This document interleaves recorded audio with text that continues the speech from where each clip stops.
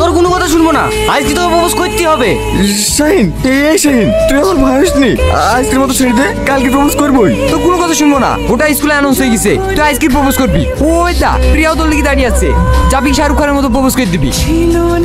বলো। আজ খুব গরম পড়ছে তাই না? হ্যাঁ খুব গরম পড়ছে, প্রপোজ করা হয়ে গেলেই ফ্রিজের মধ্যে রাখবো। তুই করে যেটা বলতে সেটা বল। কিচ্ছু হবে না, বলি ফেলো।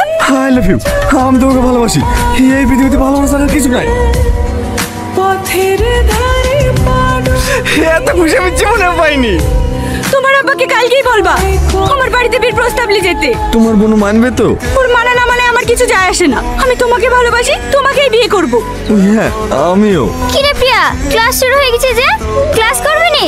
হ্যাঁ হ্যাঁ আসছি, থাকো, বাড়ি যাওয়ার সময় আমার সঙ্গে দেখা করে যাবা, চলে যাবা না। ঠিক আছে, বলেন কি বলছেন?